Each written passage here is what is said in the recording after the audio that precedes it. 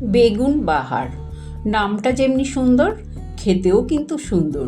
নমস্কার বন্ধুরা, কল্পনা রসনা ঘরে সবাইকে স্বাগত। আজকে তোমাদের সাথে একটা নিরামিষ রেসিপি শেয়ার করব, বেগুন বাহার।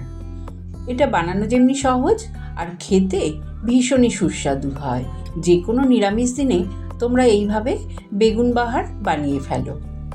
রেসিপিটা বানানোর জন্য বেগুন তো লাগবেই। বড় সাইজের 2টো বেগুন নিয়েছি, আর এই বেগুনগুলোকে আমি 4 পিস করে কেটে নেব। তোমরা দেখো আমি কিভাবে কাটছি। বেগুনের বোটা সমেত এরকম লম্বা করে 4 পিস কেটে নেব। আর দেখতে পাচ্ছ তো বেগুনগুলো কতটা কচি, ভেতরে কিন্তু একদমই দানা কম। এইরকম দানা কম বেগুন দিয়ে যদি বেগুন বাহার করো তাহলে কিন্তু ভীষণ সুস্বাদু হয়। এবার আমি বেগুনগুলোকে তো ধুয়ে একটা প্লেটে তুলে নিয়েছি। স্বাদ অনুযায়ী নুন দিয়ে দিলাম, আর দিয়ে দেব হলুদ গুঁড়ো। সব কটা বেগুনের ওপর হলুদ গুঁড়ো ছড়িয়ে দিলাম।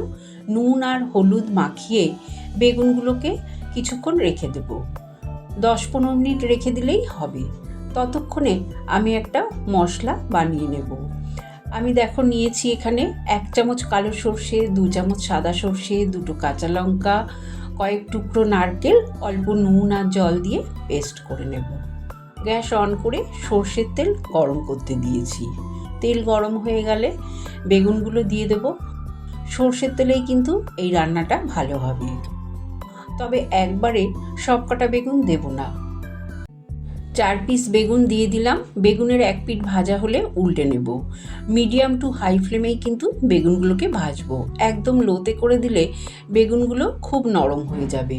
সেই জন্যে মিডিয়াম টু হাই ফ্লেমে সব কটা দিক লাল লাল করে ভেজে নেব। তোমরা দেখো বেগুনগুলো খুব সুন্দর করে সব কটা দিক আমার ভাজা হয়ে গেছে। এবার খুব সাবধানে কিন্তু তুলে রাখবো, কারণ বেগুন তো ভাজা হয়ে গেলে নরম হয়ে যায়। তাই খুব সাবধানে তুলে রেখে দিলাম। তারপরে বাদবাকি বেগুনগুলো যে আছে সেগুলোকেও ভেজে নিলাম। সব বেগুন ভাজা হয়ে গেলে ওই বেগুন ভাজার তেলেই ফোড়নে দিয়ে দিলাম একটা শুকনো লঙ্কা আর 1/2 চামচ গোটা জিরে। ফোড়নের গন্ধ বেরোলে মিক্সিং জারে সর্ষে, কাঁচা লঙ্কা, নারকেল দিয়ে যে পেস্ট বানালাম সেই পেস্ট দিয়ে দিলাম। মশলার পেস্টটা দেওয়ার সময় গ্যাসের ফ্লেমটা একদম লোতে করে দিতে হবে। তারপরে 4 চামচ টক দই ফেটিয়ে রেখেছিলাম দিয়ে দিলাম। এবার লো ফ্লেমেই খুব ভালো করে কিন্তু মশলাটাকে কষিয়ে নেব। একটু কষানোর পর গুঁড়ো মশলাগুলো দেব। যেমন 1/2 চামচেরও কম দিলাম হলুদ গুঁড়ো, 1/2 চামচ লাল লঙ্কার গুঁড়ো, আর স্বাদ অনুযায়ী নুন দিয়ে দিলাম। 1/2 চামচ চিনি দিলাম। যেহেতু অনেকটা টক দই দিয়েছি, স্বাদটা ব্যালেন্স হবে, সেই জন্যে চিনিটা অবশ্যই দেবে। এবার লো ফ্লেমে মশলাটা খুব ভালো করে কষিয়ে নেব, যতক্ষণ না মশলা থেকে তেল ছাড়ছে। কিছুক্ষণ কষানোর পর মশলা থেকে দেখো সুন্দর তেল ছেড়ে দিয়েছে। এবার আমি মিক্সিং জারটা ধুয়ে প্রায় 1 কাপের মতন জল দেব। গ্রেভির জন্য খুব বেশি জল দেওয়ার দরকার নেই, কারণ বেগুন বাহার একটু মাখামাখাই খেতে ভালো লাগে।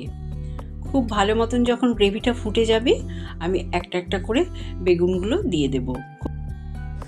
বেগুন ভাজাগুলোকে খুব সাবধানে কিন্তু গ্রেভিতে দিতে হবে, কারণ বেগুন ভাজার পর কিন্তু একদম নরম হয়ে যায়।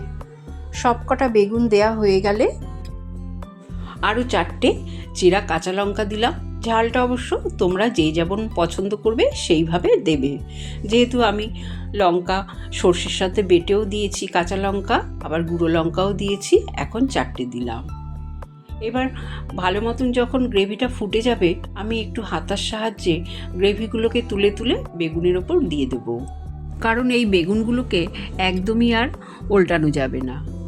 ভালো মতন গ্রেভিটা ফুটে গেলে গ্যাসের ফ্লেমটা লোতে করে ঢাকা দিয়ে 5 মিনিট রেখে দিলেই আমার রান্নাটা রেডি হয়ে যাবে।